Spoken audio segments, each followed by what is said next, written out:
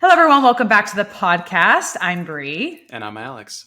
And this is Thrive, the fitness podcast. That name is feeling a little more official. It is. We like, obviously, Thrive. That is going to be in the name, hands down.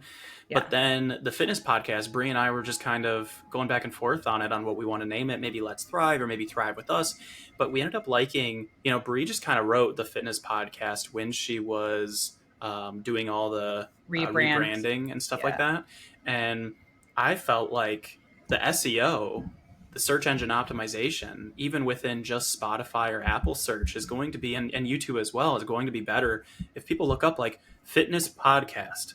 It's like, wow, we are nailing that SEO. So yeah, I feel like also it just helps people to know what it is. Like if people are looking up Thrive, like the Damn Strong podcast, you're like, okay, it's probably about strong, just kind of alluded to it. Yeah. And so I feel like it'll just help if people randomly discover the podcast, just seeing that's the fitness podcast. Like, oh, okay, that's what this is about. And so, totally. That's helpful. So cool. Well, today we're going to be talking about hunger management strategy. We're not even talking about the weekend or nothing? Sorry. Yeah, sorry. Go ahead. Let's talk about the weekend. What did you do this weekend? What did I do this weekend? I went out to one of my favorite restaurants in Dallas. I had margaritas and sushi and gyoza and edamame. It was delicious. It was an Asian restaurant. How did you track that? How did I track it? Yeah, because you're in a fat loss phase right now, and Bree is the queen of tracking. She knows all the. Seriously, you are. I actually tell my clients this too. Thank you. She knows all the little tips and tricks to track things. So how did you track this at the restaurant? So for the gyoza I had, for the edamame, and the 2 sushi rolls that I had, I just pulled up Kona Grill, which is like a franchise sushi place we have here in Dallas. There's also Raw Sushi. I think more people have probably heard of Raw. It's RA Sushi. They have all that stuff on there. So I just tracked what was on there. And then for my margaritas, I always modify it and take out the agave or the sweet and sour. I just don't like that in mine. Plus it reduces the calories, which helps. And I know that a margarita is made with lime juice, which is like no calories, Grand Marnier or triple sec, and then tequila. So I know there's probably like a shot of triple sec, a shot of tequila, which are both like roughly 90 to 100 calories each. So I tracked 200 calories for each margarita. That was it. Done. How many margaritas did you have? I had 2. Nice. Very reasonable amount. Yep.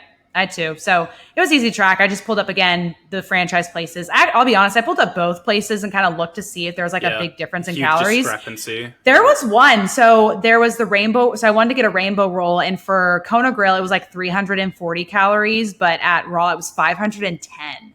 I was like, that's a pretty big difference. Yeah. So I was like, I'm just going to go on the side of error. I'm just going to track the 510. If I had it, it's not that big of a deal. I was being wrong by... I was wondering if you went higher, if you would split the difference. You went higher. I've done both before. I've definitely split the difference before. It just depends what it is. But in this case, I was like, I'll just go with the higher one because I'd rather be over tracked than under. Yep. Yeah. But yeah, again, if I had to look, I don't always look up a different place and compare. But today I was like, I haven't looked up Raw's Rainbow Roll before. And so I did. And I was like, oh, wow, that's interesting. I wonder what's so different about theirs than Kona's to make it that many more calories. And again, if I had have gone with Kona Grill, like it's one day for an extra, 150 calories. Like it's not that big of a deal had I, but I'm over tracking on everything else or trying to that I probably would have somewhere made up for that if I had been under tracking. So that was it. I think that's a really smart strategy for anybody listening. If you are going out, like the goal of these restaurants isn't to try to bring the calories as low as possible. It's to make sure that you're going to come back. And so whatever calories they throw in, they don't really care that much because they're trying to increase the flavor, the mouthfeel, et cetera, et cetera. Right. So there might be more calories from fats in there, especially. So I think the idea of overestimating, especially when you're eating out, super, super smart. Nice job. Yeah. I had a client one time bring up that apparently there's this TikTok video that kind of went viral. It was about how Chipotle doesn't actually give you the amounts that it says on their nutrition calculator. So like on their calculator, it'll say, I think it gives you in grams, like how much rice or whatever. Yep. Because you can use of like rice and 4 ounces of steak or chicken. Like so if you're not aware, for Chipotle, you can actually go on their website and click everything you want to get in your bowl. It'll add it all up and give you the calories. Well, someone actually took theirs home and deconstructed it and weighed everything out. They're like, look, you don't get that you get actually more or less or whatever. And it's like, that's how it is for everywhere. So when she brought up that video, she's like, but how can you trust everything that you do when you go to Chipotle? Like you can't trust Chipotle. I'm like, honey, you can't trust anywhere that you go. Well, like even there's like an Oreo, which is 70 calories. That's estimated. That's, I mean, Yeah. like Yeah. they do, what is it, bomb? I mean, they're using a machine. They're like using a spitting out Right. roughly the same. Yeah, but totally. But with every single food label, it's not Yes. 70 calories exactly. It's not 120 calories exactly. Or even the Every amount in single- there exactly. Right. Yeah. It's always going to be rounded and estimated. And that's just Yes. the reality of fat loss Yeah. and muscle growth and calorie targets as a whole, that Yeah. we work on estimates and we do our best. And like, estimates are good enough. Rounding is good Yeah. enough for us in every Right. single situation. That's why you round up. That's Yeah, why you that's round why- up when a fat But loss like, phase. even I'll never forget, this was a long time ago. I had those little like yogurt containers you can buy, like the individual. Oh, yeah. On there, I think it says like 140 grams is 7 calories, like 70 calories. And that could be completely off. But there was one time I had a friend, she opened hers and she dumped it into a bowl and it was like 120 grams, not 140. That's And she's like, it was surprising. actually a lot less. And so it just shows that even in the containers where they're spitting out a certain amount, it's never going to be A little exact. bit of a And margin so of error there. yeah. And the hope, and I mean,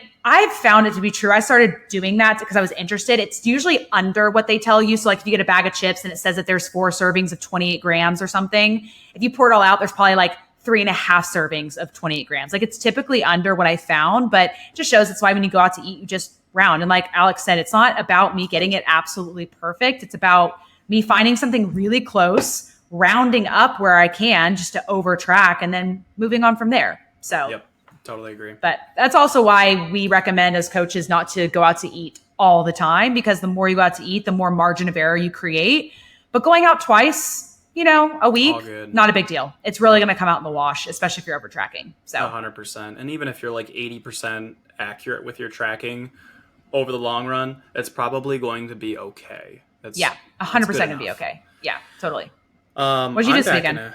Okay, so this weekend, and then I'm going to talk about that I'm jumping back into a cut after 1 month of being in a bulk, and I'll explain why. I actually have a And very Alex valid didn't tell me about this till now. So I'm Yeah. hearing this for the first time like you guys are. Yeah, and so I'll explain that. Try to remind me, because otherwise I'll forget. But Okay, yeah, this weekend was, I'm going to try not to tear up about it, but it was probably, I've been doing this online business stuff for 3 years. I started in like July of 2020, and I mean, same time as you did, more or less. Yeah. And you and I knew each other, I think like September of 2020, we became friends. And, it's been a struggle. It's been my first year. I'm not going to talk about all the numbers. I've thought about talking about them on my YouTube or something like that. But I made $600 in 2020. And it was very tough. And in 2021, it was a lot better than that, but it was still way below the poverty line. And the year after that, 2022, I was still below the poverty line, and Maddie was supporting us during those years. And this weekend, this whole 2023, I've exploded. I mean, I've gotten to a point that I didn't think I would get to I always knew this would happen. To be honest, I always knew that I would be successful. But it's happening so fast now that it's just like, it's surreal, and I'm able to do things that I didn't think I'd be able to do. And so this weekend, Danielle and I launched our program, which I'm not going to plug too much here because whatever. It's going to close. Well, it's also going to close by probably the time this goes up. That too. So yep. Yeah, too. I would. Yeah. But anyways, and that did really well. So I hit this major monetary milestone in annual revenue on August 19th, 2023. That was Saturday.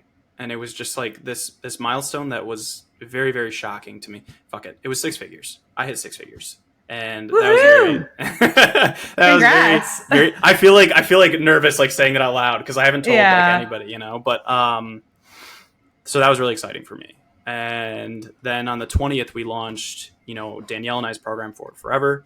And that is selling very well. There's a 2-week sales period, and that's selling very well. And I had a number in my head that if I did it, I would reward myself for something that I've been wanting since literally 2012. And I bought myself a Tesla Model Y. So wow. Yeah. And I'm going to get it wrapped. I have this like company in a town over that is going to wrap it, and I'm going to get it like wrapped with like this, like maybe like matte pastel yellow or blue or something. Something cool. really flashy. Yeah. Just because like I've always loved cars, not to the same degree that like Sage husband does. Sage is on a different level. He's like mechanic, like Sage could take a car apart and put it back together again. So a little bit and different. I more appreciate the visuals, the aesthetics of cars, and less of like the mechanics. My brother's more the mechanic side. But anyways, so it was a really, really big weekend. I mean, I'm not going to lie. I cried like maybe 12 to 15 times yesterday. Oh my God, I'm going to do it right now. No, I'm fine. I am tearing up.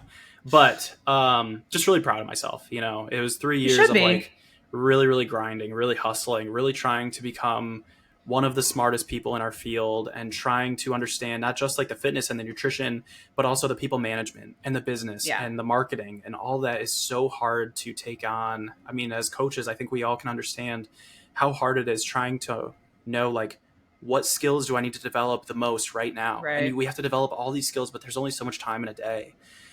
So for all this like kind of to come together in one weekend, it was just extremely overwhelming and very prideful. Anyway, so that's what I did this weekend. The Model Y should be here in like... That's what I did, closing that out. Yeah. You know, and like, I know there's a lot of people who are way more successful than me, and I'm, you know, that's, but this is like this is a metric for me. This is a milestone for me that I'm never going to forget. Yeah. So, I have some videos, you know, I took a bunch of videos on like my nice camera of just like me talking about it that I might post on YouTube. I might not, to be honest. I hadn't even told anybody. So now the podcast is the first people that are kind of hearing that I hit this milestone, that I hit, you know, that I bought myself a new car.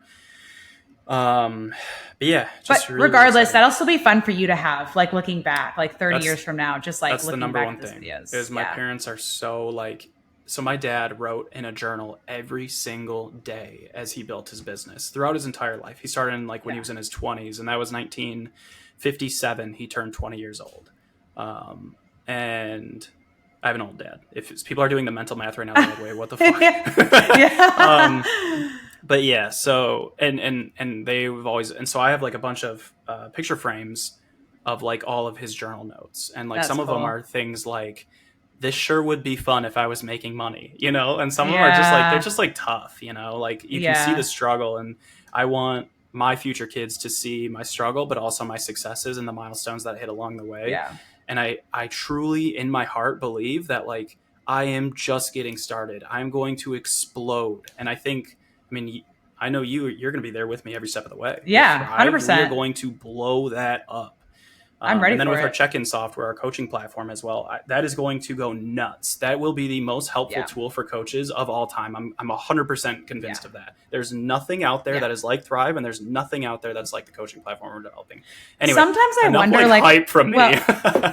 No, I love that. Sometimes I wonder, this is kind of going on the coaching software, like, do actual coaches not use like the ones that we have to use now, like whether that's, you know, for a group program or one-on-one? I know obviously there's like the typical like Trainerize, Trainer Up and all that stuff. Like, do actual coaches not use the platforms? Because there's so many times that I have frustrations on these platforms, and I'm just like, how is no one else running into the same issue and it gets fixed? And it's just like, I feel like we're taking all the frustrations and things we wish were on a platform and putting into our own. And so that's why I just like have no doubt that it's going to just do amazing, because it's like all the frustrations that people run into now, we're going to be fixing it. Like, they're just not going to have that. We're going to fix that. And then also taking feedback. Like, I want to be open to taking the feedback to fixing stuff and changing things too. So and we're going to be quicker. I mean, that's the thing, is like this platform that I use, Trainerize, they're so slow to fix things. They're so slow to implement feedback. And I think a lot of this is like when you get into this bigger corporate structure, we have three people. It's you, me, and Cullen. We have three people. The speed that we can move at, and the speed with decisions, us three hop on a call, a FaceTime in the middle of the day, and a decision will be made in 15 minutes. Yeah. That is... I think also probably what's hard too is like a lot of these platforms are trying to cater to a much more mass majority of people. Yep. And like, I don't think we're scared to kind of niche down into people who are trying to do strength and conditioning and more of those performance stuff versus, I don't know, just other...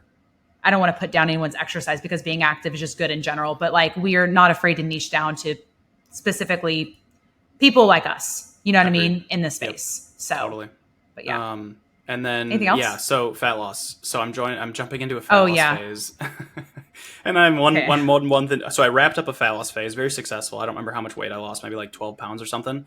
And then I was happy with my leanness. I didn't get like super, super lean, but I was like a comfortable degree of leanness. But I always think like, okay, 1 week in a fat loss phase, let's say I lose a pound, that buys me like 2 to 4 weeks in a bulk, because I'm gaining at such a slower rate. So the reason that I'm doing a cut now is not because I'm unhappy with my body composition. I could be leaner, I could be thicker, I don't really care. but Maddie said that she actually wants to lose a little bit of weight. Now, Maddie's small, as is, but she just wants to lean out a little bit more. And I'm like, cool, let's do it. She doesn't do cuts like I do. You know what I mean? Like she doesn't do bulk. She doesn't do cuts. She doesn't track her calories. She just lives her life. And maintains her weight in a very normal way. But when she said that she was thinking about doing a cut, it was like, okay, how can I best support her?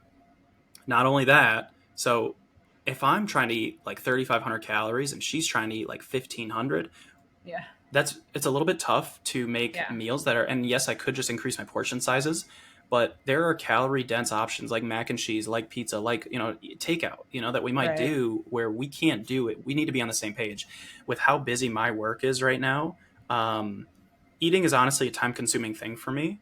And so it was like kind of best of both worlds. Like it just made sense with the timing. So I'll probably just do it for 1 month, maybe even just 2-3 weeks, and then we'll reevaluate. But so that's why I'm back in a cut now. I love I'm not it. gonna, So it's be supportive of Maddie. Yeah. Yep. No, well, honestly, I mean, I don't know. I feel like there's something to be said about that too. Of just like, not that everyone needs to go into a cut because they're spouses, but like, I don't know, just shows you being supportive.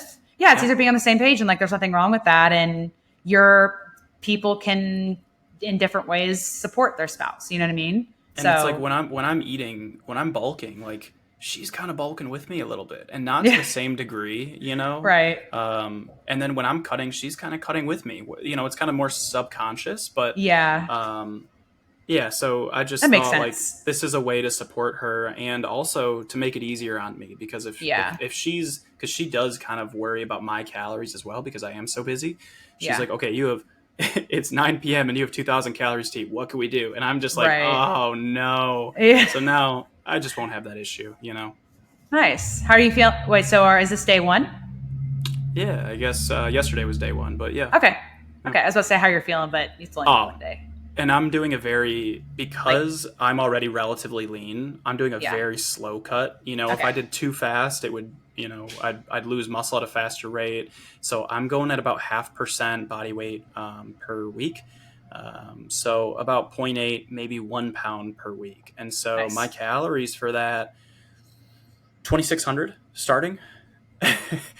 It should be easy. I mean, this should be a cakewalk, It's like 2,000 to 2,300 over the course of like 6 weeks. That's where it starts to get a little bit complicated. I start to get a little hungry, but I mean, in my last fat loss phase, I started out at 1,700.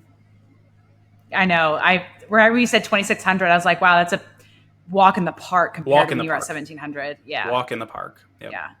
That's crazy. Well, I mean, it's kind of a nice transition into, transition. What tips and advice would you give to Maddie to manage her hunger, during this time? So I guess it doesn't have to be a deficit to manage your hunger, but that's typically when people are looking to manage their hunger is in a deficit, when they're in their fat loss phase. Yeah. But also, for people who have felt like, wow, I just keep gaining weight and I don't know how to stop. True. Hunger is, if you can manage hunger, if you can nail down these hunger management strategies that we're going to talk about today. Very true. Yeah.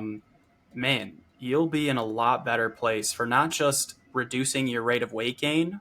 If you are kind of gaining weight out of control, you'll be able to get back to maintenance. You'll be able to maintain at maintenance. You'll be able to adhere to maintenance for a longer period of time. And you might even be able to get yourself into a fat loss phase very pain-free, very hunger-free to a degree. That's a really good point. That honestly, all of these are really going to help you. And again, I just think hunger management, I always think fat loss, but like if you can manage your hunger when you're at maintenance, you're less likely to overconsume calories, and so this will help you maintain. So I like that you brought that part in. That is the topic of today's episode. We are going over 11 hunger management strategies that Brie and I think are crucial to your success. And we tried to leave the more obvious ones to the end just because we didn't want to be like, you get water. Like 15 minutes of his like drink water and eat protein. We have those in here, but they're like towards the end. We'll talk about them still a little bit and why they're important. But like we wanted to do the ones where you may not think about or not the first ones that you hear about on social media, just because we want this to be of value. And then, the last ones are still of value, but you probably heard them so many freaking times. Like there's no reason to spend the majority of our time on those ones. So. Yep. All right. Let's get into it. Just get into it. Okay. Yep. Eat slowly. We put here, give yourself time to digest. So, I mean, it is I don't know how much to dive into this, but like just slowing down how fast you're eating, especially if you're in a fat loss phase, especially if you're out to eat, you're so excited to eat. You just probably dive in really, really quickly, and just simply slowing down, chewing your food, taking a drink of water between bites, or just sitting back and having conversation with people and then eating. Just the simple act of slowing down allows for your hunger cues to catch up with your brain is the best way I know how to explain it. I feel like you're going to have something else or something more deep to dive into this though. Yeah, a bit. First, a routine that I would start trying to get, one thing I would say is definitely put a sticky note wherever you eat that just says eat slowly, just as like a visual reminder. Because a lot of times we can sit down, we haven't eaten in hours, maybe we're super hungry, or we're crunched on time. And so I just would say write down eat slowly, because so often we've programmed ourselves to try to eat as quick as possible. Totally get that, especially for people who have kids. You're low on time. I understand that. But what I want you to do is next time you eat, whether it's pizza, a taco, a burger, something that's handheld, or if it's soup, or if it's pasta and you need a fork, whatever it is, take a bite, chew it twice as long as you think you normally have to. Chewing more is better for digestion, as well as hunger management, as well as protein absorption. It is the first part of digestion. It's the mechanical part of digestion. So I would really try to chew twice as much as possible. There's actually a study in older populations that had them chew more, and they did find better muscle protein synthesis because they were able to. It's already broken down more. Exactly. Pre-digest those proteins. Yep. Or not, you know what I mean? Break them, what you said. Yeah. So take a bite, chew it twice as much as you think you need to, which is a lot of chewing. Then put down the fork, the spoon, the pizza, the taco, the burger, whatever it is, put it down, chew your food, swallow, take a breath, take a drink of water, look around the room, breathe, and then go for another bite. What happens a lot of times is people will queue up the next bite before they're done. They just put food in their mouth. Then let's say it's like pasta, just stab, grab a bunch of noodles back in their mouth, before you've even fully swallowed the first one. Exactly. Yeah. And so it's like, that is one thing that I would really recommend people do is just, I had one client, it was so funny. Oh my gosh, I was in hysterics. I told them I want them to eat slower, and I kind of like told them briefly what I said there, but they said, I just can't handle chewing slowly. And he was going like, and I know for the listeners that you couldn't see that, but I just chewed twice at a very slow rate. He was doing that. He was chewing slowly. You can chew the same rate that you are right now. Eating slowly does not mean you have to literally slow down the act of chewing. Just chew a little more and increase the amount of time in between bites. That's really where we're going at. And a lot of times what happens with bloating is two things. Well, there's multiple things, but I'm going to cover two things. One, we are breathing in while we're swallowing. So we'll swallow a little air bubbles and then, get a little bloated. And then two, if we are not digesting our food or breaking down our food into small bites, that can lead to bloating too. So, I also don't want to confuse people and feel like people are bloated when actually their just stomach is full, but we'll gloss over that one for now. Eating slowly, again, it is a very, very important thing. For all the reasons we said, and for the fact that it gives your stomach time to send a signal to your brain that says, hey, I'm full. We're full. Yeah. Yeah. I like that you put doing the sticky note, because it's one thing to just tell people to eat slowly. It's another to remember, because usually when you're hungry, you're not thinking about that. You have to remember in order to do it. So I love that you said do the sticky note, and it's constant. Every time you look up at it, it's take a bite, put the taco down, put it down anywhere, and then it's not chew. Gonna run away.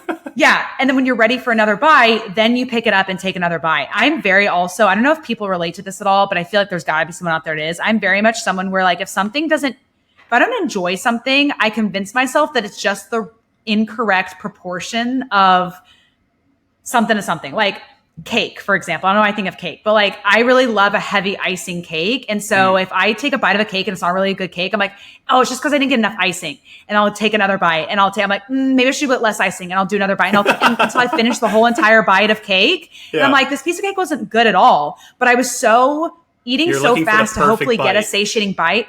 I was, without swallowing the first one first. Yep, And instead of yep. just realizing this cake sucks, it's dry, it's not moist, it has terrible icing. I just keep thinking it's a proportion thing. Do you do that at all or no? No, Have you ever done that or no? No, Okay. no. I know there's someone else out there, but same thing with tacos. Like I'll take a bite of taco. I'm like, I don't really, this is not good. It's like, oh, it's probably because I didn't get enough cilantro in my bite. Let me take another bite. And so I'll keep going and I get to the end of it and I'm like, this taco sucks. And because I like to enjoy food, I'm just going for the next bite before I even finish the first because I want that satisfying bite. And so slowing down has really helped me to be like, okay, is it really the portion or is it just a shitty taco? You know what I mean? And so I'll take a bite, sit back and be like, no, like it's a taco. I'm going to get all the flavors of it in one bite. It's not a ratio issue. You don't enjoy it, stop eating it and let's go get something else. You know what I mean? It gives you a moment to think through what you're doing.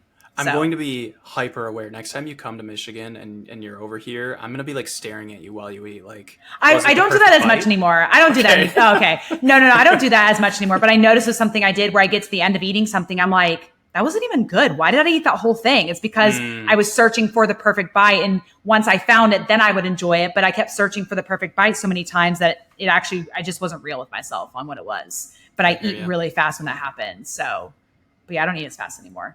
So nice. It's a good habit to pick up. I mean, it really is. All right. Second hunger management strategy. This is my favorite one. But I also have another thing to add to this too that'll make it my favorite one as well. So I'm going to read it, then immediately go into your thing. Second, me immediately or you strategy, go? You. Okay. Are you hungry or are you just bored? Okay. And so we put in parentheses Apple test. Yep. This actually, I don't know where you first saw this. I first saw this on Jordan Syatt. Okay, cool. Yep. So Jordan Syatt one time posted, and this is where we've gotten it from, is that if you're going to go eat something and you're not sure whether you're actually hungry or you're just bored, think about eating an apple. If you're not hungry enough to eat the apple, like that doesn't sound appetizing to you, you're probably just bored. But if you're truly hungry, to a point, I'm doing quotations, anything's going to sound good because you're just starving in general. And so that's a really good test to see is like, okay, am I bored or am I just hungry? Hungry or craving something. Or craving. Yeah, I think that's a good thing. Yeah, hungry or craving something. Yeah. There's something else I want to add, but I want you to expand on this if you have any thoughts before I add in my second part to this. No, I mean, I think, how many people here have, I guess the one thing that I would add is how many people, listeners, show of hands, I wish we could do that. Right. Could people go to their pantry or the fridge especially and just open the doors when they're kind of bored at home and just like kind of look around? Yeah. And it's like, nothing. And then you close them. And then a few minutes later, you like go over to the pantry or the refrigerator and you open it again. You're like, okay, never mind. And it's like, so one thing that, actually I'm going to leave this, the fresh fruit or veggies. I'm going to leave this one because I was going to mention that, but I'm going to. Just leave it. Okay. Yeah, you take care. Well, the second part I want to add to this is there's a lot of times where, I do want to say this. My marker isn't necessarily an apple. It's actually a carrot because carrots I'm never actually craving. There's sometimes where like I do enjoy apples. So like I could be bored and eating an apple, but carrots I just don't. You're just like a rabbit. You're just eating like a raw carrot. Is it like baby carrots? No, I don't actually. No, I'm saying that's my test. Like, am I hungry or am I having a craving? And so I'm like, if I could actually eat a carrot right now, then I'm actually really hungry. Like apple, I could crave an apple. So for me, that doesn't always work. So just make sure you guys are understanding the purpose of this apple test. It's something that you wouldn't normally have a craving for or you'd have to be hungry to actually crave the certain food item. That thing goes for carrots. Smart about whether it's carrots or apples or whatever kind of fruit or veggie it is. It's, This is a high volume food, it's a satiating food. So that's very helpful. The totally. Apple, has fiber in it. So that's going to help satiate you. For me, that food in my, not previous fat loss phase, but the one before that where I got like crazy lean, was cauliflower rice. Oh my God. I started to hate cauliflower rice so bad. I would eat because it's like 10 calories per cup. Yeah. So I would eat 4 cups of cauliflower rice on top of like mountain of broccoli, probably like 2 cups of broccoli. It's like we're talking like I'm gonna do shrimp, like 8 ounces of shrimp, and then like maybe half or a quarter cup of regular rice just to like pump up the carbs a little bit. Right. This bowl of food would be so big. I mean, it would be like 8 to 9 or 10 cups worth of food. Imagine just like having all that in your stomach. You feel so heavy and so full. It was not good. And so for you, got to the point where you're like, my thing. Yeah, you're like, do I want this giant? Am I hungry enough for this bowl right now? And you're like, no. Like, no, I'd rather just be hungry. Yeah. The second part that I had to this was always, when you think about whether you're hungry or you're bored, I always like to think about when was the last time I ate. So there's a lot of times where I will tell myself I'm having a craving and, you're having a craving. You want some barbecue chips? Go have some barbecue chips. I'm like, am I having a craving or have I not eaten in 8 hours? And so for me, it's the opposite. So I think a lot of times people will convince themselves that they're hungry and they need to eat. And so then they'll go looking for stuff when they're just having a craving. Mine would sometimes be the opposite of like, I want to honor my cravings. I want to have things when I crave them. However, I was having these cravings so often that I'm just like, I keep filling myself up with chips and like some Oreos and some candy where I don't have a lot of food left for my meals. What's going on here? And so I'd look and I'd be like, rummaging through the pantry at 2 p.m. And I'm like, okay, do I want chocolate or almonds? Do I want some chips? And I'm like, Brie, when's the last time you ate? I'm like, oh, wait, I had breakfast at 8 and it's 2 p.m. Okay, I'm actually hungry. I need a meal, not a snack right now. And so that always has helped me to be like, okay, is it a craving or is it a meal based on when I last ate? So if I just ate lunch at noon and it was something very satiating and filling and high in protein, and at like 1 o'clock, I feel like having a couple Oreos. I'm like, okay, I just ate like an hour ago and it was very filling. I was very satiated after. I'm probably having a craving. And so for me, I do also like to use when's the last time I ate to decide between whether I'm probably hungry or I'm having a craving as well. Yeah, that actually ties in very well to one that we have a little bit later. Do you want to just go ahead and start that one now? Nah, because it's not the next one. And I feel like otherwise, let's go. We got to go in order. Okay. But so hopefully that's helpful to someone too, because I feel like it can be the opposite. Maybe you just have so many cravings that you don't eat a bunch of meals because your body's asking for a meal, not asking for a craving. I almost think like in to go along with what you said about honoring cravings, I think like a really great strategy that you've mentioned on your stories in the past is like, okay, say I want those barbecue chips. You're going to make a sandwich. You're still going to have those barbecue chips, but you're going to make a sandwich too. So that way it's like you have a meal, but you still get to, scratch that itch. I think that's really smart. Yeah, no, that's a good point that you brought up, because it's like, just because I go to the pantry and I want some barbecue chips and I'm like, oh no, I haven't eaten in 8 hours, I need to go eat something. It's like, okay, well, how can I incorporate what I naturally was going to the pantry for with also making something satiating? And sometimes it doesn't work out. Sometimes you have to take that trade-off and it's not. But then there's this one time, I said this on the podcast, I was at the store and I was like grocery shopping or whatever. And I get to the checkout line. I'm like, ooh, those Sour Patch Kids look so good. And I was like, Brie, when's the last time you ate? And I was like, it's noon and I'm at the grocery store and I ate like 7 o'clock this morning. It's like, okay, you can buy them, but you need to have lunch. You haven't had lunch yet. So once you eat lunch, then you can eat the Sour Patch. I was like, deal, let's do it. So bought the Sour Patch Kids, went home, ate lunch, completely forgot about the Sour Patch Kids. And then like 2 days later, I was like opening a drawer. I was like, oh, I forgot I bought these because I wasn't having the craving for the Sour Patch. My body wanted some food and was like, hey, quick digesting sugar, like let's go for it. And I was just hungry. So it's like, I still like kind of what you're saying. I honored my craving of the Sour Patch, but I gave myself a parameter of how I could enjoy them to make sure I was getting in a meal. So the two things that I wanted to add in addition to this right now is you were bargaining with yourself. You were looking at trade-offs. And I think that is so freaking smart in fat loss phases, is understanding like, okay, yeah, maybe this meal isn't, or that maybe this snack or this food item, maybe it isn't the most satiating, but I want it. And is it worth like the hunger that I might feel later in the day? And so that is kind of a lot of what we're working with. Whether, the other day you went to the movie theater to see the Barbie movie for the second time. And you said, I just want that popcorn. That's all I want. And you were okay making that sacrifice, that trade-off. You bargained with yourself on what do I need to do before the Barbie movie and after the Barbie movie in order to make this happen. You moved your calories around, you ate higher satiety things, but you made it happen. You created a plan and you stuck to it. And I think that is very, very smart. Well, and let me add to that too. I did make a trade-off. Not only was it only having 1,000 calories for the rest of the day and then having make sure everything was heavy protein.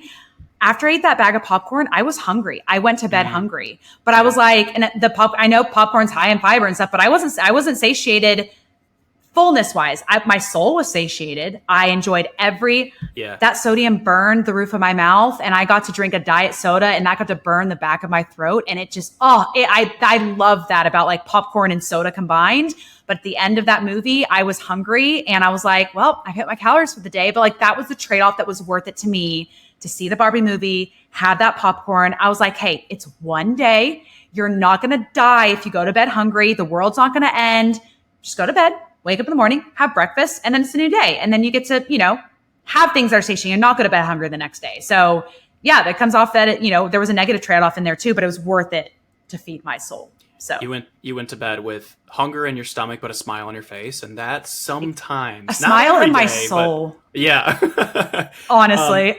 And then the other thing I wanted to mention that kind of goes along with like, are you hungry or just bored to a degree is, and maybe this is an entirely different hunger management strategy. So maybe this is like point 3, I guess, but try to focus on adding, not subtracting. And so it just kind of ties along with what you mentioned earlier about like, okay, if you want the barbecue chips, you're going to add in a sandwich to make it more of a meal. And I think this is such a good way of looking at how to approach a diet is how can I add to this meal in order to pump up the satiety without taking away from the things that I want really badly because I'm craving them or I just enjoy them. Yeah. So yeah, I think that's a, well, that ties in good with our last podcast about mindset. It's like, I know it sounds so woohoo, but it's literally just seeing the glass half full versus the glass half empty. It's the same exact glass with the same amount of water, but you thinking, okay, what can I add to this versus subtract? It just makes that meal feel more positive.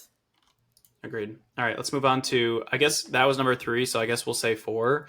Yeah. Which is increasing sleep. You want to take this one away? Yeah, I think this one's heavily undervalued and underrated. Yeah, heavily underrated because sleep is the domino effect to everything. And this is what I tell my clients is that, okay, when you don't get good sleep, you're going to wake up not feeling great. When you don't feel great, you're going to make more poor decisions. You're not going to feel like going to the gym. You're not going to feel like sticking to the meal plan that you have. You're not going to have your protein smoothie.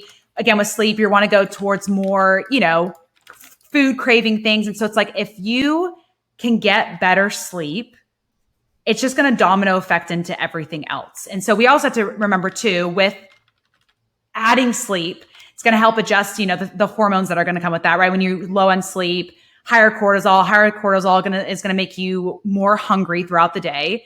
And so if you can, I know this is so much easier said than done because we have moms and parents listening, but if you can increase and maybe not increase the number, but increase the quality of your sleep, you will find that you are less hungry throughout the day. And if you're less hungry, because there's other things we're going to talk about here of like being active and, slowing yourself down when you eat. If you're not sleeping well, you're going to eat faster. You're going to not want to move. And all these hunger management strategies that we're giving you are more likely to go out the window when you're low on sleep. Do you want to add to that? Yes, I do. I'm like furiously, quietly typing as you're going because I have like notes on everything. Okay. And I have the mechanical keyboard, so it's like click, click, click, click, click, click. It's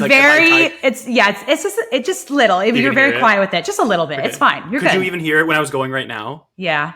Oh my God. It's okay. I might get a new keyboard. It was much better than, there was one episode, I don't know if I kept it in or not, but you were like furiously going and I paused the podcast and I was like, Alex, you got to stop. That was fine though. So. Okay. I was seriously like, or just hit the mute. Inching it forward. Oh yeah, I guess I could just hit mute. Okay. Anyways, I want you to add to it. Increasing. So there was a study that I read in depth because sleep was something that when I realized how important it was, not only for fat loss, but also for muscle growth. It was like, wow, I need to read a little bit more about this. And there's some really interesting studies that have been done on this. So it's not just Brie and I saying like kind of woohoo kind of stuff of like, oh yeah, just sleep more because of this, yes, you will have less stress. You will have more energy. You will, all these things are totally true. But I want to cover the study and I'm reading it off of a blog post of mine. So here we go. Okay. Sleep could be the most underappreciated and underutilized component of body recomposition. In a study from 2018 by Wang and colleagues, participants were put on an 8-week fat loss diet. Participants were split into 2 groups, sleep restricted and normal sleep. Everything else was kept equal except the sleep restricted group slept 1 hour less than the normal group 5 nights per week. On the weekends, Saturday and Sunday, they were allowed to sleep 1 more hour per night, testing whether it was possible to catch up on sleep. Now, the normal group, and I actually think that I wrote that wrong because after reading it a second time, I'm not positive on this, I'm doing it from memory, but I'm pretty sure that the weekend, like, control sleep, not the control group, but you know what I mean, the sleep restriction group, I thought that it said they were allowed to sleep ad libitum, meaning they could sleep as much as they wanted, but it on average went to 1 hour extra. Okay. So anyway, not super important, but either way, they're trying to see if you can make up for time loss is what they were trying to do. Exactly. And what the effects are of that 1 hour of sleep restriction 5 days per week. So the normal sleep group slept normally the entire time. Now, this was a weight loss study. They were looking at how does this impact weight loss. Okay. I should rephrase that. This was a body composition study. They were looking at what does this do to body composition, because they were all in calorie deficits, and they were all in calorie deficits specific to, here's what happened. Okay. There were no significant differences in weight lost. That was the goal. They wanted everybody to lose the same amount of weight. So they assigned calorie deficits to make that happen. Yep. However, this is the important part, and this is the body composition part.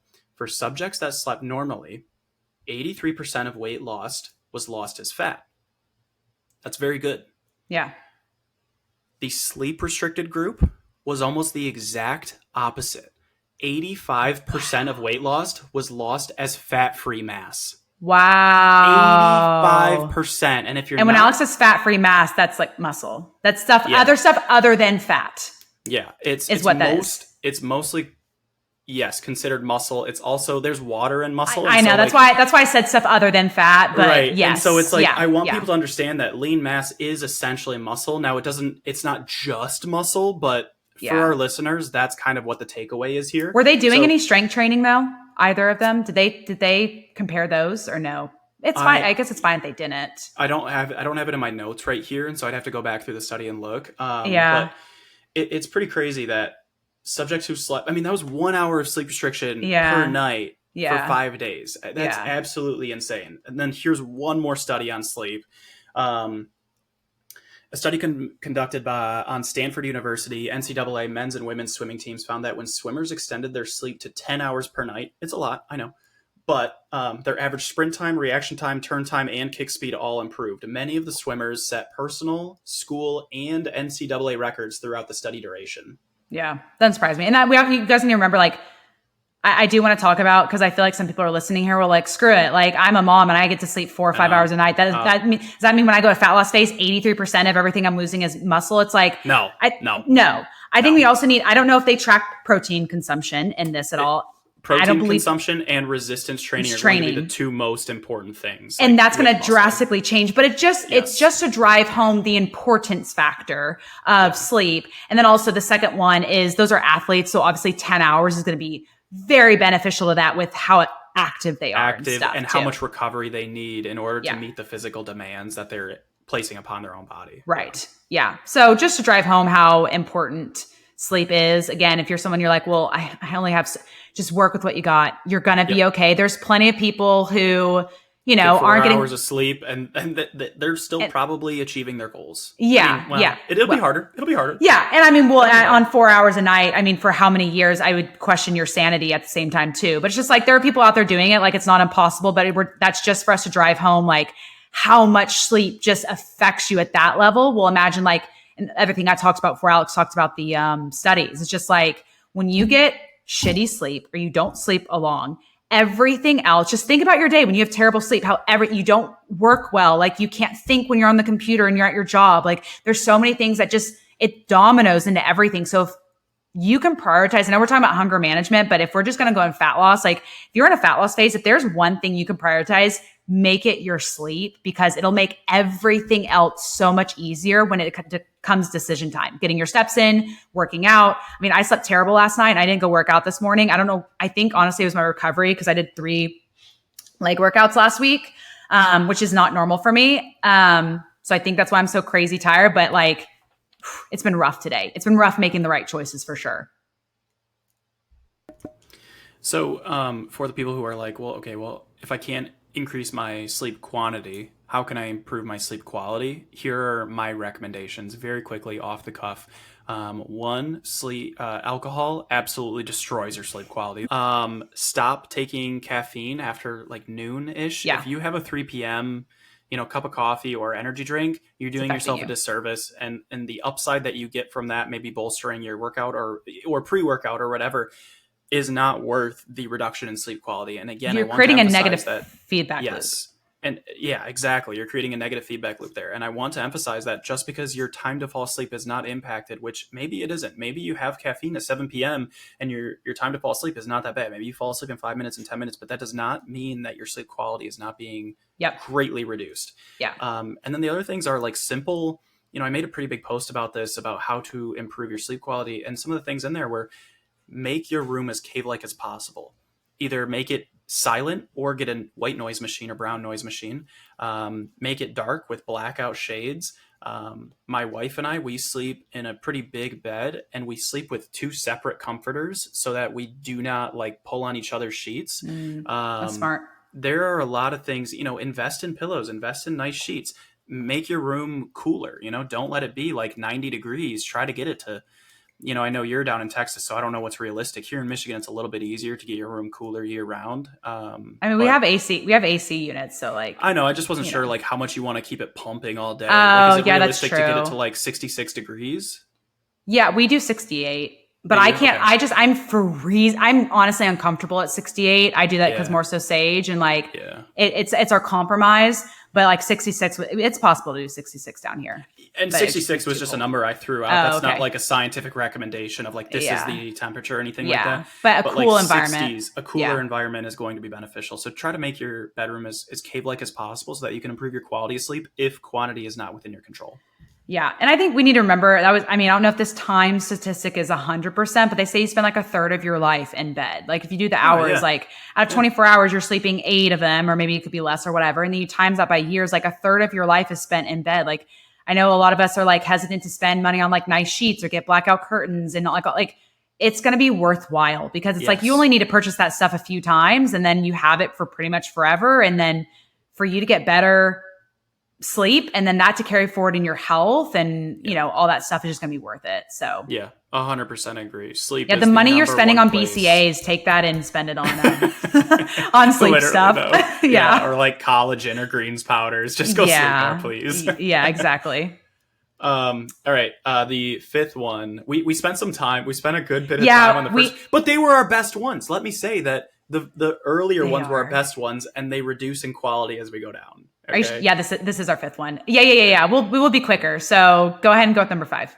All right. So number 5, our 5th hunger management strategy is decreasing stress. And so stress, obviously this seems pretty obvious. If you're stressed, a lot of times we just reach for like an Oreo or Rice Krispie treat or a candy bar or a handful of chips or whatever it is.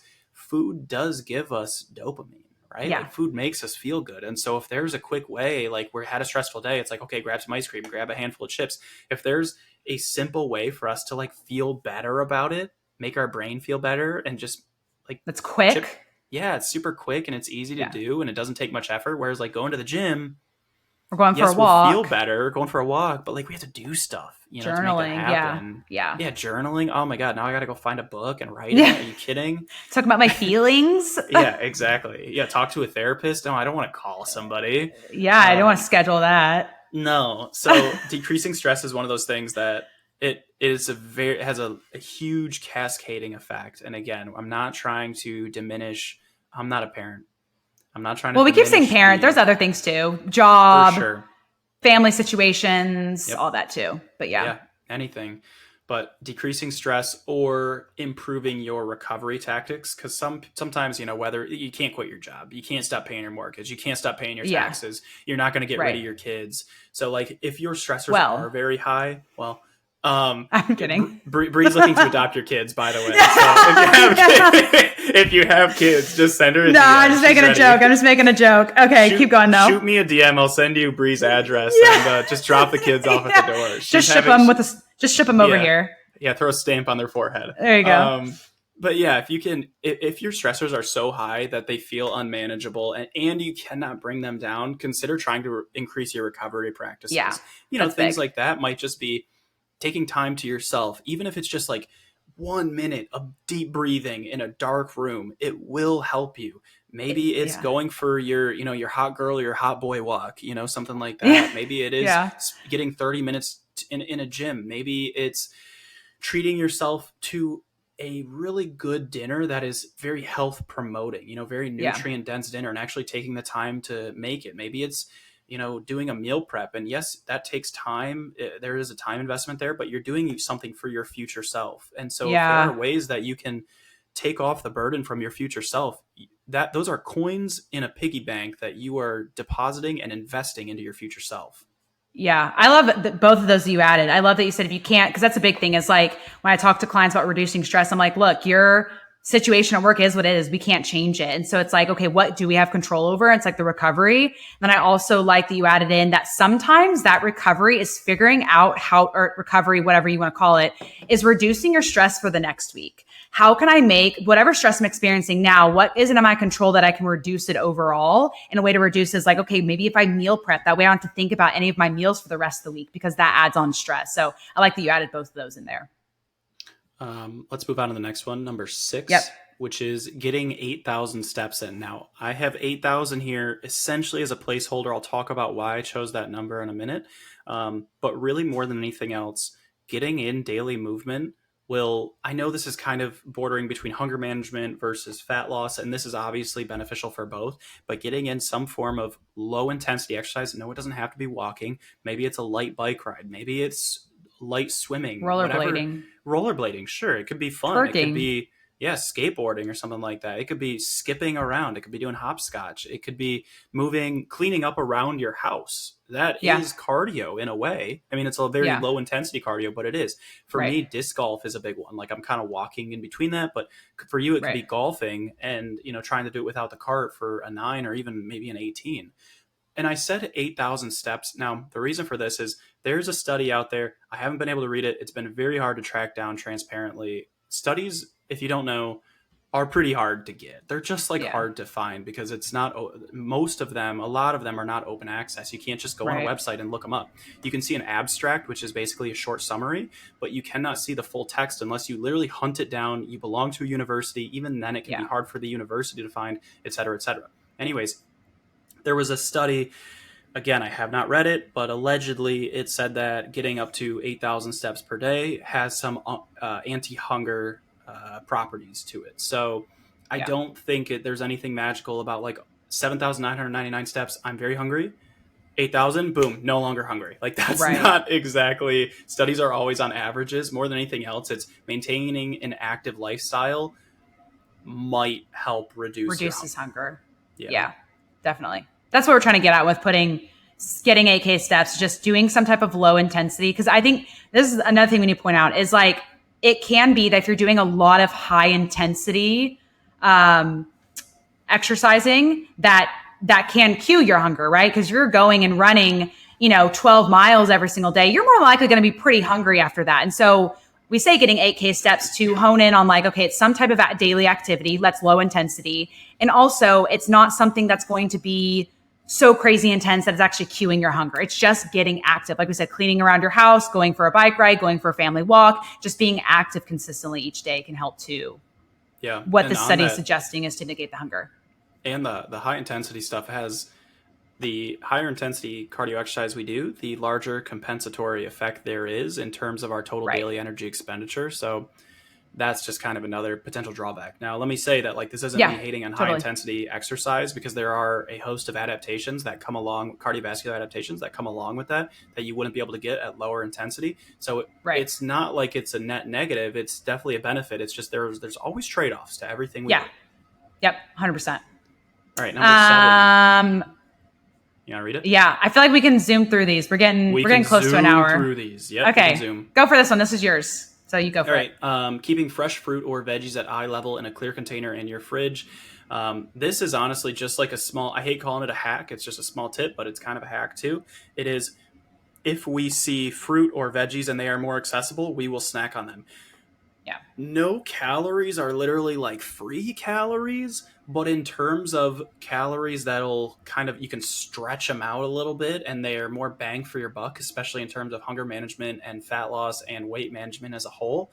Fruits, veggies, and lean protein are very, very high up there. And Yeah. so this was a weekly habit I assigned to my one-on-one clients. I said, I want all of you to this week get some your favorite fruits, your favorite veggies, whatever they are, prep them, wash them, prep them, chop them, and put them in a glass container or some kind of clear plastic see-through container at eye level, so that anytime they're hungry, they go into their fridge, their eyes aren't darting to soda, their eyes aren't darting to like some kind of snack, some kind of calorie dense snack.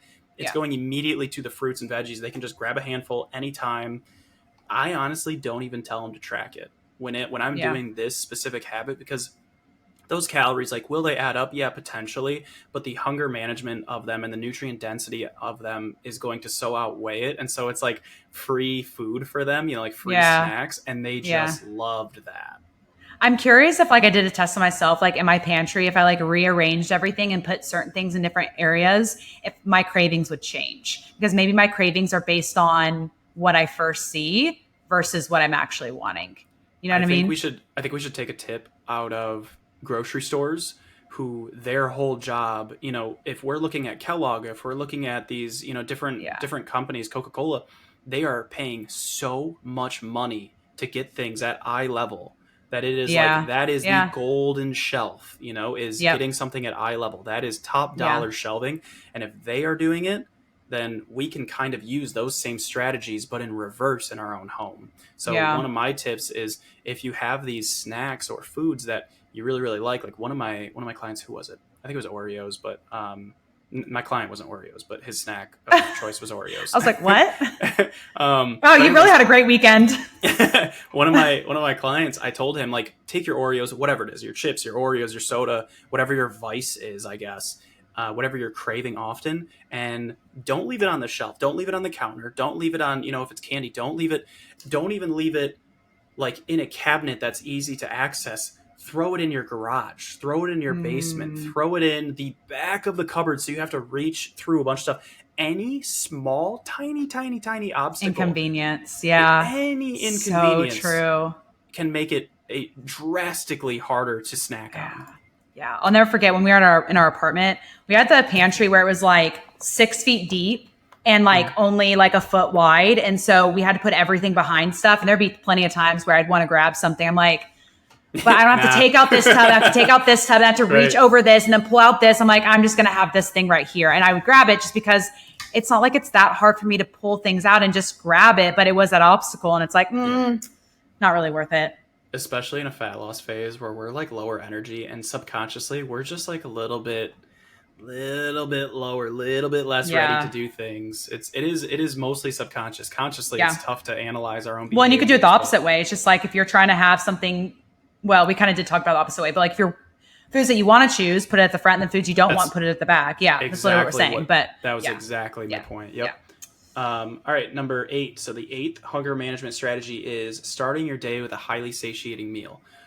This one I think is pretty straightforward. Do you want to take over? Yeah, I think the only thing I want to add to this, I think it's very underrated that people don't realize how much your breakfast impacts when you're getting hungry throughout the day. So it's like if you have a nice, highly satiating meal, you may not get hungry till noon, 1 p.m. You know what I mean? Maybe your normal lunchtime is 11 at work and you're like, oh, I'm actually not hungry till about 1 because you had something really nice, full, and satiating. And now that your hunger's pushed back a little bit, then you have a normal hunger time for dinner. And it's not where you are eating a really teeny tiny for bird breakfast. And then you get hungry at 10 a.m. So you eat something and then you get hungry at lunch. And also you get to dinner and you're like, oh my gosh, like I'm starving because I haven't eaten in 8 hours because my last meal was at noon and now it's 8 o'clock at night. It's like it gets spaced out better and you don't go into the day just being super hungry all day. And so I just think it's really underrated. You know, people are always trying to like save, and I get the strategy for saving your calories for things. And like I did that with the popcorn, but again, I'm not doing that every single day. So I just think if you want to be not food focused and satiated throughout the day, managing your hunger, have a highly satiating breakfast that's filling, high in protein that will hold you over. So that way you're not constantly thinking about food all day long and then snacking and then just adding up calories on calories on calories. One of the things that I think is so true is the 200 calories that people are skipping for a high satiety meal at breakfast can often become an 800 calorie borderline binge fest at 10 p.m. at night when people are like, Yeah. wow, I did eat dinner, but I'm still so hungry. And they Right. aren't going to make a meal at 9 or 10 p.m., late at night. Yeah. They're just going to go reach for the snacks. And what do those snacks look like? Usually it's not things like hard-boiled eggs and Greek yogurt and cottage cheese and beef jerky, and it might be those high protein snacks, which are great if they are, but sometimes you just need to add another meal. And so if you are skipping breakfast, I would highly consider just incorporate a high protein breakfast, try to shoot for 20 to 40 grams of protein, try to keep it relatively lean, and watch how that cascades throughout your day. Do that for a week and let me know how your satiety is by end of night. I think it'll completely change and flip over on its head. Yeah, you don't, like what a lot of people say is you don't have a night snacking problem, you have a day eating problem. It's like people are always like, that. I just snack so much at night. Like, it's just, I can't stop it. It's like, well, what do you eat for breakfast? And this is actually going beyond breakfast and lunch. It's like, well, I just have coffee for breakfast and I have a salad for lunch. It's like, well, that's why you snack at night. Like, I don't know. There it is. It sounds so simple once you know, but it's just like, you don't think about that. Things prior to the evening can affect the evening. So. Yep. Too true. Number 9, distraction-free eating. Do you partake in this? You're bad. I am full of distractions when I eat. I'm watching TV. I'm looking at Instagram. I'm creating a post. I'm answering clients back. Like, I am full on distracted when I'm eating. So lately it's been that way for me with work, but when I'm like really, really, really kind of in the tail end of my fat loss phase where you don't have to just for the audience, you don't need to incorporate all these things day one. You incorporate one or two of these things and they're going to go a really long way. And this is distraction for eating is one that you probably should do earlier. It's like an easy win, but it is something that I personally don't do until late stage, like hunger is really intense. And what you're really trying to get after here is 1, distraction for eating. You create a better memory of the meal, which helps satiety in the long run. 2, you're probably going to eat slower because you are eating more mindfully. 3, eating mindfully, you slow it down, you understand the flavors. Like, I guess I should talk about like how you actually do this. You consider the mouthfeel, you consider what the flavors are like, you consider these, maybe it's the crunch or the savor or whatever it is. Right. You try to be more present in the moment and eliminate the distractions like your phone, like TV. Maybe you just have a conversation. You don't need to ignore your kid or your spouse. You can still talk to them, but getting rid of the completely mindlessly eating and focusing more on the meal has a wide variety of benefits. Yeah. It's funny because I feel bad that we both don't really do this one, but I think it also shows like you don't have to we're on number 9. Like there's still 8 other things that you can do to help hunger management. You may not need to do this. I do. Yeah. I think there's a way that you can, like, if I think to me specifically, and this is not me making an excuse, I'm just thinking, I'm like, when I am replying back to clients, it does take me a while to eat because I'm voice memoing a client, which takes me, a minute or 2. And then that's like, I have my next bite and then I'm reading the next client text. However, I'm not recreating that memory probably. So it's half and half. Like I don't really remember eating because I was so invested in replying to clients, but I did eat really slow because it took me X amount of time to reply to clients. And it took me, I was only eating a bite in between. Yeah, totally. So I think it just shows it's like, there's so many things we can do, and it doesn't mean you have to do all these practices perfectly to manage your hunger, to maintain your weight and be successful long-term. I just think it could be that a distraction for you completely eliminates any memory. You don't slow down. If anything, it makes you engulf things faster. And so, with everything that we're saying, it does depend on the person too. So and it's funny that you mentioned that because when we ordered in my 1 intense fat loss phase where I was getting really, really lean, when we ordered pizza, I was like, crap, I'm going to need to stretch out the time that I eat this. Normally I can eat a piece of pizza, maybe 2-3 minutes, like pretty quickly. Yeah. Not like that's not top speed, of course. That's like a normal. Right. I ate 2 slices of pizza in 60 minutes. And the way that I did that, and Maddie and I started doing this really consistently, is we'd play a game on our iPad together. It's a turn-based game called Team Fight Tactics. It's like kind of like this auto chess. And you're probably familiar with that game because Sage plays League of Legends. It's like it's by the same people. And so we would play this together, and like, you put your units down, you make all the moves. Take turns. Exactly. Then like your turn ends, and then I would like take a bite and then like go do that again.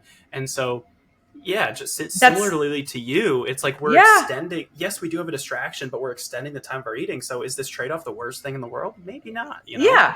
So I think that's just a good example of like, you don't have to do all this perfectly. Like there's, there's a lot of wiggle room. There's a lot of wiggle room to stuff. Yeah. You got to figure out what works for you. Exactly. Let's get through these next three pretty quickly here. Really quickly.